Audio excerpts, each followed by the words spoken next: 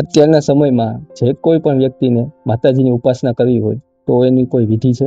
વિધિ એટલો જ કે માના શરણમાં જેમ બાળક જાય તો નાનું બાળક બહાર રમતું હોય, એ કીચડથી ભર્યું હોય, માં અંદર કામ કરતી હોય અને અચાનક એનું ધ્યાન થાય કે મારું બાળક ક્યાં ગયું, અને બાળક પાસે દોડીને જાય અને જેવું જોવે તો બાળક તો આખું કીચડથી ખરડાયેલું હોય, તો માં કઈ એવો કલ્પાંત કરવા ના બેસે કે આને કોક સાફ કરે તો હું એને ખોડામાં. માં તો દોડે અને એને લઈને એને ખોડામાં એને તરત સાફ કરીને સારા વસ્ત્રો બતાવે. બસ મારે કહેવું છે એટલું જ, માના શરણમાં જવા પહેલા આપણે ભલે ગમે તેવા છીએ, પણ એકવાર બાળક બની ગયા તો ભગવતી આપણી ઉપાસના પહેલા સ્વીકારવા માટે તૈયાર છે, કારણ કે કરુણા મૂર્તિ છે.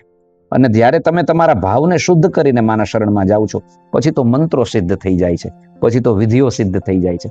પણ જો ભાવની પરિપૂર્ણતા નથી, ભાવની શુદ્ધિ નથી, તો વિધિઓ કરતા કરતા બહુ સમય લાગી જાય.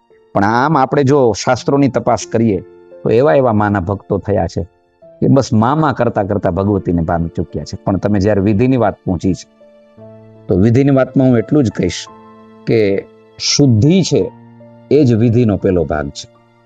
ચોખાઈ અલગ છે, શુદ્ધિ અલગ છે. શુદ્ધિથી જે કાંઈ કરીએ, જેમ કે આપણે ત્યાં એવું લખ્યું, ગોમયે વસતે લક્ષ્મી. માને તમારે આવાહિત કરવા છે તો પહેલા ગાયના છાણનો એક ચોકો ઘરમાં નવરાત્રી આવે છે એ પહેલા કરી લો. એના ઉપર સરસ મજાનો સ્વસ્તિક બનાવો, એના ઉપર અખંડ દીપની જ્યોત પ્રજ્વલિત કરો અને એ દીપ જ્યોતને જ માં સમજી લો. બોદીપ દેવી રૂપસ્વ. માં, હું તારા દીવાનું ધ્યાન નથી કરતો, પણ મને એટલી પ્રતીતિ છે કે આ દીવો નથી, પણ તમે સાક્ષાત દીપ બનીને મારા આંગણે પધાર્યા છો. બસ એક આવો ભાવ કરીએ અને પછી જે મંત્ર, ગુરુ મંત્ર પ્રાપ્ત થયો તો એનો, એવો કઈ મંત્ર પ્રાપ્ત નથી થયો તો માત્ર રીમ કુલદેવ્યય નમઃ આ મંત્રનો, અથવા દુમ દુર્ગાય નમઃ આ મંત્રનો જપ કરતા કરતા કોઈ એક નિશ્ચિત ક્રમ મુજબ કે 3 માળા, 7 માળા, 9 માળા હું 9 રાત્રિ સુધી કરીશ, હું એક સમયનું ભોજન લઈશ અથવા તો ઉપવાસ કરીશ, આવો કોઈ એક વિધિ નિશ્ચિત પૂર્વક કોઈ ધારણ કરે તો એ નવરાત્રિની સફળ થઈ જતી હોય છે. પણ મારો કહેવાનો ભાવ એટલો જ, શુદ્ધિની બહુ આવશ્યકતા છે.